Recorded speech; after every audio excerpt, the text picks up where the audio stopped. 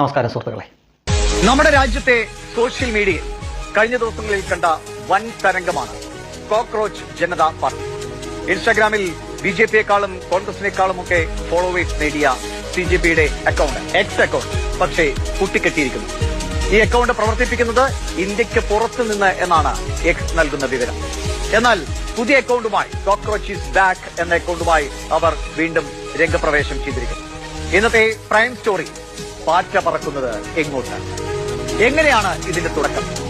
വ്യാജ ബിരുദങ്ങളുമായി പ്രധാനപ്പെട്ട ജോലികളിലേക്ക് എത്തുന്നവരെ പാറ്റകളെന്നും പരാന്നഭോജികളെന്നും സുപ്രീംകോടതി ചീഫ് ജസ്റ്റിസ് പരാമർശിച്ചതിന് പിന്നാലെയാണ് കോക്രോച്ച് ജനതാ പാർട്ടി സോഷ്യൽ മീഡിയയിൽ പിറവിയെടുക്കുന്നത്. രാജ്യത്തെ തൊഴിലില്ലാത്ത ജനങ്ങളെയാണ് ചീഫ് ജസ്റ്റിസ് പരിഹസിച്ചത് എന്ന നിലയ്ക്കായിരുന്നു പ്രചാരണങ്ങൾ. അവിടെ തുടങ്ങുന്നു പാറ്റകളുടെ പാർട്ടിയുടെ ഉദയം. യുവത്വം ഇതിനോട് വലിയ തോതിൽ ഓൺലൈനിൽ പ്രതികരിക്കുകയും ബിജെപിക്ക് ഫോളോവേഴ്സ് ലക്ഷങ്ങളാവുകയും ചെയ്തു. തൊഴിലില്ലാത്തവർ, അലസരായവർ, ഓൺലൈനിൽ 13 മണിക്കൂറെങ്കിലും ചെലവഴിക്കുന്നവർ, എന്നാൽ നന്നായി പ്രതികരിക്കാൻ കഴിവുള്ളവർ, ഇതാണ് ബിജെപിയിൽ ചേരാനുള്ള യോഗ്യത. ഒരു ഓൺലൈൻ തമാശ എന്ന നിലയ്ക്ക് രൂപപ്പെട്ട പാർട്ടി പക്ഷേ പെട്ടെന്ന് തരംഗമായി മാറി. അമേരിക്കയിലുള്ള ഇന്ത്യക്കാരനായ അഭിജിത് ദീപ്കയാണ് ഈ ആശയത്തിന് പിന്നിൽ. ആം ആദ്മി പാർട്ടിയുമായി ബന്ധപ്പെട്ട് പ്രവർത്തിച്ചിട്ടുള്ള ആളുമാണ് അഭിജിത്. നിലവിലെ രാഷ്ട്രീയ സംവിധാനങ്ങൾക്കെതിരെയാണ് ഈ മൂവ്മെന്റ് എന്ന് അവകാശപ്പെടുമ്പോഴും ബിജെപിയാണ് ഇവർ പ്രധാനമായും ശത്രുപക്ഷത്ത് നിർത്തുന്നത്. നീറ്റ് പരീക്ഷാ പേപ്പർ ചോർച്ച അതിനുള്ള പ്രധാന കാരണവുമായിട്ടുണ്ട്. ഇനി ഇതിന്റെ മറുവശം നോക്കാം. ഇതൊരു നിഷ്കളങ്കമായ മൂവ്മെന്റ് എന്ന് കരുതാവുന്നതാണ്. അല്ല എന്നാണ് സമീപകാല സംഭവങ്ങൾ തെളിയിക്കുന്നത്. ഇന്ത്യയിൽ ഒരു ജൻസി കലാപം സ്വപ്നം കാണുന്നവർ നിർഭാഗ്യവശാൽ നമ്മുടെ ഈ രാജ്യത്തിനകത്തും പുറത്തും യഥേഷ്ടമുണ്ട്. നേപ്പാളിലെയും ബംഗ്ലാദേശിലെയും ജൻസി കലാപവും ഭരണമാറ്റവും ഉദാഹരണമായി ഇക്കൂട്ടർ ചൂണ്ടിക്കാട്ടുന്നു. അവിടങ്ങളിൽ കലാപം ഉണ്ടാകാനിടയായ സാഹചര്യമല്ല നമ്മുടെ നാട്ടിലെന്ന് എങ്കിലും മിനിമം ഓർക്കണം. പക്ഷെ അരവിന്ദ് കെജ്രിവാളിനെ പോലുള്ള നേതാക്കൾ തന്നെ ജൻസി കലാപത്തിന് ആഹ്വാനം ചെയ്തതും നമ്മൾ കണ്ടു. രാജ്യത്തെ അരക്ഷിതാവസ്ഥയിലേക്കും അക്രമത്തിലേക്കും തള്ളിവിടാൻ ശ്രമിക്കുന്ന ശക്തികൾക്ക് അടിമപ്പെട്ടു പോകണോ നമ്മുടെ യുവത്വം എന്നതാണ് ഒരു ചോദ്യം. നോയിഡയിലെ തൊഴിലാളി സമരത്തിന് പണമെത്തിയത് അങ്ങ് പാകിസ്ഥാനിൽ നിന്നാണ് എന്ന് തിരിച്ചറിയുമ്പോൾ ഇന്ത്യയിൽ ആഭ്യന്തര സംഘർഷങ്ങളും പ്രശ്നങ്ങളും ഉണ്ടാക്കാനുള്ള ശ്രമങ്ങൾ കൂടുതലായി വെളിപ്പെടുകയാണ്. ആ പാതയിലാണോ കോക്രോച്ച് ജനതാ പാർട്ടി എന്ന് സംശയിക്കാവുന്നതുമാണ്. പുതിയ പേജ് തുറന്നുകൊണ്ട് വീണ്ടും ശക്തി പ്രകടിപ്പിക്കാൻ അവർ ഇറങ്ങിയിട്ടുണ്ട്.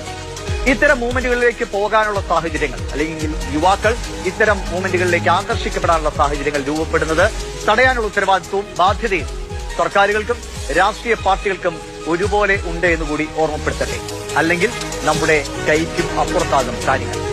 സമരങ്ങൾ ഇന്നും നമ്മുടെയെല്ലാം ഇന്ത്യയിലെ ഓരോ മനുഷ്യന്റെയും രാഷ്ട്രീയ ജീവിതത്തിന്റെ ഭാഗം തന്നെയാണ്. അതിന്റെയൊക്കെ ലക്ഷ്യം ഓരോ പൗരന്റെയും രാജ്യത്തിന്റെയും നന്മയും ക്ഷേമവുമാണ്. തെറ്റുകൾക്കെതിരെ പോരാടാം, അതിന് കൂട്ടായ്മകൾ ഉണ്ടാകാം, അതൊരു പക്ഷേ രാഷ്ട്രീയ പാർട്ടികളായി മാറാം, ഭരണത്തിലേറാം, ഇതൊക്കെ സംഭവിക്കാം. അതിനുള്ള എല്ലാ സ്വാതന്ത്ര്യവുമുള്ള രാജ്യം തന്നെയാണ് നമ്മുടെ ഇന്ത്യ. പക്ഷെ അത് രാജ്യത്തിന്റെ വേരിറക്കാൻ ശ്രമിക്കുന്ന ശക്തികളുടെ കയ്യിലെ കളിപ്പാവകളായിക്കൊണ്ടാകരുത് എന്ന് മാത്രം ഓർക്കണം. മാപ്രകൾ എന്ന് വിശേഷിപ്പിക്കാവുന്ന ഗണത്തിൽപ്പെട്ട ഒരു മാധ്യമം തന്നെയായിരുന്നു മാതൃഭൂമി എന്ന കാര്യത്തിൽ ഒരു സംശയമില്ല. കുറച്ചു കാലം മുമ്പ് വരെ അവർ അങ്ങനെ തന്നെയായിരുന്നു. എന്നാൽ ഞാൻ ഈ അടുത്ത കാലത്തായിട്ട് ഇതിനെ ശ്രദ്ധിക്കുമ്പോൾ പ്രകടമായിട്ട് തന്നെ അത് മാറുന്ന, അതായത് മറ്റ് മാപ്രകളൊക്കെ പോകുന്ന വഴിയിലൂടെ അല്ലാതെ വ്യത്യസ്തമായിട്ട് അത് വാർത്ത ചെയ്യാൻ തുടങ്ങിയതായിട്ട് ശ്രദ്ധയിൽപ്പെട്ടിട്ടുണ്ട്. ഇവിടെ പല മാപ്രകൾക്കും പറ്റുന്ന ഒരു കുഴപ്പം എന്താണെന്ന് ചോദിച്ചു കഴിഞ്ഞാൽ, സംഘികൾക്കെതിരാണ് അല്ലെങ്കിൽ BJPക്കെതിരാണ് എന്ന തരത്തിൽ അവർ ചമച്ചുവിടുന്ന വാർത്തകൾ പലപ്പോഴും രാജ്യവിരുദ്ധമാണ്. അത് നിഷ്പക്ഷരായിട്ടുള്ളവർക്ക് വളരെ പെട്ടെന്ന് മനസ്സിലാവുകയും ചെയ്യും. അപ്പോൾ ഒരുപക്ഷെ ആ ഒരു തിരിച്ചറിവ് ഈ മാധ്യമത്തിലുണ്ടായി കാണണം. അല്ലെങ്കിൽ ബാക്കിയുള്ള മാപ്രകളെല്ലാം പാറ്റകളെന്നൊക്കെ പറഞ്ഞുകൊണ്ട് പുതുതായിട്ട് തുടങ്ങിയ ഈ കോക്രോച്ച് ജനതാ പാർട്ടി എന്ന ഈ പാർട്ടിക്ക് അനാവശ്യമായിട്ടുള്ള ബിൽഡപ്പ് ഒക്കെ കൊടുക്കുമ്പോൾ യഥാർത്ഥത്തിൽ അത് രാജ്യവിരുദ്ധമായിട്ടുള്ള ഒരു കൂട്ടായ്മയാണ് എന്ന് തുറന്നു പറയുകയാണ് മാതൃഭൂമി ഇവിടെ ചെയ്തത്. മാത്രമല്ല, സാധാരണഗതിയിൽ മറ്റ് മാപ്രകളൊന്നും പരാമർശിക്കാത്ത ഒരു വസ്തുത കൂടി അവർ ഇതിനിടയിലൂടെ പറയുന്നുണ്ട്. അതായത് നമുക്കറിയാം, കുറച്ചു കാലം മുമ്പ് ഇടതുപക്ഷം കൂടി പങ്കാളികളായ നോയിഡയിലെ ഒരു തൊഴിലാളി സമരമുണ്ടായിരുന്നു. അത് യോഗയ്ക്കെതിരെയുള്ള ഒരു ആയുധമാക്കി അവർ ഉയർത്തിക്കൊണ്ടുവരാൻ ശ്രമിച്ചു, പക്ഷേ ചീറ്റിപ്പോയി. ആ നോയിഡയിലെ തൊഴിലാളി സമരത്തിന് ഫണ്ട് വന്നത് പാകിസ്ഥാനിൽ നിന്നാണ് എന്ന് നമ്മുടെ അന്വേഷണ ഏജൻസികൾ കണ്ടെത്തുകയും അതിനെ ഒതുക്കുകയും ചെയ്തിരുന്നു. ഒന്ന് ഓർത്ത് നോക്കുക, അന്ന് നട റോഡിൽ പോയി കുത്തിയിരുന്ന് സമരം ചെയ്യാൻ MA ബേബി അടക്കമുള്ള നേതാക്കൾ ഉണ്ടായിരുന്നു, ബ്രിട്ടാസുമൊക്കെ ഉണ്ടായിരുന്നു എന്ന് നോക്കുക. ഇടതുപക്ഷക്കാരാണ്, കമ്മ്യൂണിസ്റ്റുകാരാണ്. ഇവരും കൂടെ ആ ഫണ്ടിൻ്റെ പങ്ക് പറ്റിയിട്ടുണ്ടാകുമോ എന്നേ സംശയിക്കാറുള്ളത്. എന്തായാലും ഇവിടെ നടക്കുന്ന പല സമരങ്ങൾക്ക് പിന്നിലും ഇതുപോലെ വിദേശ ശക്തികളുടെ ഇടപെടലുണ്ട് എന്ന് തുറന്നു പറയാൻ ഒരു മാധ്യമം തയ്യാറായി എന്നതാണ് ഇതിൽ നമ്മൾ കാണേണ്ട ഒരു പ്രത്യേകത. ഒരുപക്ഷേ കുറച്ചുകൂടെ കഴിയുമ്പോൾ മറ്റു മാധ്യമങ്ങളും ഇതിൻ്റെ വഴിയെ തന്നെ പിന്നാലെ വന്നേക്കാം. ഇപ്പോഴെന്തായാലും രാജ്യത്തിന് ഒട്ടും ഗുണകരമായിട്ടുള്ള ഒരു കൂട്ടായ്മയല്ല CJP എന്നത് ഒരു മാധ്യമമെങ്കിലും തുറന്നു പറയാൻ സന്നദ്ധമായി. ഇപ്പോൾ അതിൻ്റെ എതിരാളികൾ, അതായത് BJPയുടെയും മോദിയുടെയും ഒക്കെ എതിരാളികൾ പറയുന്നു, CJPനെ എന്തിനാണ് നിങ്ങൾ ഇത്ര ഭയക്കുന്നത്, അതിനെന്തിനാണ്, ആ പേജ് എന്തിനാണ് നിങ്ങൾ ഇവിടെ നിന്ന് ബ്ലോക്ക് ചെയ്തത് തുടങ്ങിയ തരത്തിലൊക്കെ പറയാറുണ്ട്. അവരോട് ലളിതമായിട്ട് ചോദിക്കാനുള്ളത്, നിങ്ങളുടെ വീട്ടിലേക്ക് ഒരാൾ കടന്നു കയറുമ്പോൾ ഈ പറയുന്ന പോലെ അതിനെ പ്രതിരോധിക്കാനുള്ള സംവിധാനങ്ങൾ നിങ്ങൾ ചെയ്യുമോ, അതോ അവർ വന്ന് ചെയ്തിട്ട് പൊക്കോട്ടെ എന്ന് പറഞ്ഞുകൊണ്ട് നിങ്ങൾ കൈയും കെട്ടി നോക്കിയിരിക്കുമോ? ഇത്രയേ ഉള്ളിൽ വളരെ ലളിതമായിട്ട് ചോദിക്കാനുള്ളത്. നിങ്ങളുടെ വീട്ടിലേക്ക് ഒരു ആക്രമി കടന്നു കയറുകയാണ്, നിങ്ങൾ കൈയും കെട്ടി നോക്കിയിരിക്കുമോ? അവൻ എന്ത് ചെയ്യാനാണ്, അവൻ ചെയ്യാനുള്ളത് ചെയ്തിട്ട് പൊക്കോട്ടെ, നമുക്കെന്ത് വരാനാണ് എന്ന തരത്തിൽ നിങ്ങൾ കൈയും കെട്ടി നോക്കി നിൽക്കുമോ, അതോ നിയമത്തിൻ്റെ വഴി തേടുമോ? അതിനു മുമ്പായിട്ട് നിങ്ങളെ കൊണ്ട് പ്രതിരോധിക്കാൻ പറ്റിയ രീതിയിൽ നിങ്ങൾ പ്രതിരോധിക്കുമോ എന്നുകൂടി നിങ്ങൾ ആലോചിക്കാം. അതിനുശേഷം മാത്രം ഇതിനെപ്പറ്റി ചിന്തിക്കുക. ഇന്ത്യ ഒരു ജനാധിപത്യ രാജ്യമാണ്. ജനാധിപത്യ രീതിയിലാണ് ഇവിടെ ഒരു സംഘടന വളരുകയും പ്രവർത്തിക്കുകയും ചെയ്യുന്നതെങ്കിൽ അതിനെ ജനാധിപത്യ രീതിയിലൂടെ തന്നെ നേരിടാം. പക്ഷേ വിദേശത്ത് നിന്ന് ഒരു പേജ് ഉണ്ടാക്കുന്നു, അവിടെ നിന്ന് ആഹ്വാനം ചെയ്യുന്നു, അവിടുത്തെ അവർ നിയന്ത്രിക്കുന്ന രീതിയിൽ ഇന്ത്യയിൽ കാര്യങ്ങൾ നടത്താൻ ശ്രമിക്കുമ്പോൾ ഇവിടെയുള്ള ജനങ്ങൾ ജയിപ്പിച്ചു വിട്ട ഒരു ഭരണകൂടം കൈയും കെട്ടി നോക്കി നിൽക്കണം എന്നാണോ നിങ്ങൾ പറയുന്നത്? അതിന് നിങ്ങളുടെ ക്യാപ്സൂൾ മതിയാവില്ല. മോദിക്ക് ഭയമാണ്, BJPക്ക് ഭയമാണ് തുടങ്ങിയ ക്യാപ്സൂൾ കൈവച്ചാൽ മതി. അത് താൽക്കാലികമായിട്ട് ആളുകളെ ഒന്ന് തെറ്റിദ്ധരിപ്പിക്കാൻ മാത്രമേ അതുകൊണ്ട് ഉതകൂ.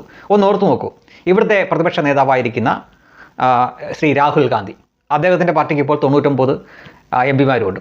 ഈ 99 MP-മാർ കിട്ടിയതിൻ്റെ അഹങ്കാരത്തിലാണെന്ന് തോന്നുന്നു ആ മനുഷ്യൻ വോട്ട് ചോരി ആരോപിച്ചുകൊണ്ടിരുന്ന സമയത്ത് എത്ര തവണ ഇവിടുത്തെ ജൻസിയോട് തെരുവിലിറങ്ങാൻ ആഹ്വാനം ചെയ്തു. ഒന്നിലധികം തവണ നമ്മളത് കേട്ടു. ഒരു കുഞ്ഞുങ്ങളും തിരിഞ്ഞു പോലും നോക്കിയില്ല. ഇവിടെ ഔദ്യോഗികമായിട്ട് അംഗീകരിക്കപ്പെട്ട ഒരു പ്രതിപക്ഷ നേതാവായിരിക്കുന്ന വ്യക്തി, ഉത്തരവാദിത്വ ബോധത്തോടു കൂടി പെരുമാറേണ്ട ആ വ്യക്തി പോലും നിരുത്തരവാദപരമായിട്ട് പലതവണ ജൻസിയോട് തെരുവിലിറങ്ങാൻ പറഞ്ഞിട്ട് പോലും ഇവിടുത്തെ ജൻസികൾ അത് ചെവിക്കൊണ്ടിട്ടില്ല. ആ ജൻസികൾ എവിടെ നിന്നോ മറ്റൊരു രാജ്യത്ത് നിന്ന് ഒരു പേജ് ഉണ്ടാക്കി, അതിൽ കുറേ കൂട്ടായ്മ ഉണ്ടാക്കി, സോഷ്യൽ മീഡിയ ആൾ കൂട്ടാൻ ഇപ്പോൾ സ്വാഭാവികമായിട്ടുള്ള മാർഗ്ഗങ്ങളല്ല, കൃത്യമായിട്ടുള്ള വഴികളുമുണ്ട്. എനിക്ക് നിങ്ങൾക്കൊക്കെ ഒരു പേജ് ഉണ്ടാക്കി പണമടച്ചാൽ ദിവസം 1000 പേരോളം ഫോളോ ചെയ്യുന്ന രീതിയിൽ ഉണ്ടാക്കി തരാനുള്ള ആളുകളും മറ്റുമൊക്കെ ഉണ്ട്. അപ്പോൾ ഇതുപോലെ വലിയൊരു കൂട്ടായ്മ, അതിന് വിദേശ ഫണ്ടിങ് ഒക്കെ നടത്തുകയാണെങ്കിൽ ആൾ കൂട്ടാൻ വലിയ പാടൊന്നുമില്ല. അപ്പോൾ അങ്ങനെ ഒരു പ്ലാറ്റ്ഫോമിൽ നിന്നുകൊണ്ട് ഇവിടെ രാജ്യവിരുദ്ധമായിട്ടുള്ള കാര്യങ്ങൾ ചെയ്യണം എന്ന് പറഞ്ഞുകൊണ്ട് ആഹ്വാനവും മറ്റുമൊക്കെ നടത്തിയാൽ ബോധമുള്ള ജൻസികളാരും അത് കേട്ടുകൊണ്ട് ഇറങ്ങില്ല. രാഹുൽ ഗാന്ധി പറഞ്ഞിട്ട് ഇറങ്ങാത്ത ജൻസികൾ ഇനി ഏതോ ഒരു അഭിഷേകം മറ്റവനുമൊക്കെ പറയുന്നത് കേട്ടിട്ട് ഇറങ്ങുമെന്നാണ് ചിലതൊക്കെ വിചാരിച്ചുകൊണ്ടിരിക്കുന്നതെങ്കിൽ ആ വിചാരം തന്നെ 4ആയിട്ട് മടക്കി ചുരുട്ടി കോണാട്ട് പ്ലേസിലേക്ക് വെച്ചേക്ക് എന്നേ പറയാനുണ്ട്. ഇതൊന്നും കണ്ടാൽ ഭയക്കുന്നവരല്ല ഇന്ത്യ ഭരിക്കുന്നത് എന്ന് 2014 മുതൽ ഇതുവരെയുള്ള സമയം നിങ്ങളൊന്ന് നോക്കിയാൽ മതി. എത്രയെത്ര ആളുകൾ ആ മനുഷ്യനും അദ്ദേഹത്തിൻ്റെ പാർട്ടിക്കെതിരെ ഇതിനകം വന്നു കഴിഞ്ഞു. അവർക്കൊന്നുമില്ലാത്ത എന്ത് മാങ്ങാത്തൊരു പ്രത്യേകതയാണ് ഈ CJPക്കുള്ളത് എന്ന് നിങ്ങൾ ചിന്തിക്കുമ്പോൾ നിങ്ങൾക്ക് ആ സത്യം മനസ്സിലാവും. പിന്നെ ഇത്തരം എല്ലാ മൂവ്മെൻറ്റിൻ്റെയും പിന്നിൽ തീർച്ചയായിട്ടും ഇവിടുത്തെ ജിഹാദികളും മറ്റുമൊക്കെ കാണും. തട്ടവിട്ടവരും തൊപ്പി വെച്ചവരും ഒക്കെ ആയിരിക്കും ഒരു സമരം എന്നൊക്കെ പറഞ്ഞുകൊണ്ട് ഇവർ തെരുവിലിറങ്ങിയാലും മുൻനിരയിൽ കാണുക. അപ്പോൾ തന്നെ സാമാന്യ ബോധമുള്ള ആളുകൾക്ക് പിടികിട്ടും ഇതെന്തിനുള്ള പുറപ്പാടാണെന്ന്. ഇതൊക്കെ ചുരുട്ടി അങ്ങ് കൈവെക്കുന്നത് തന്നെയായിരിക്കും നല്ലത്.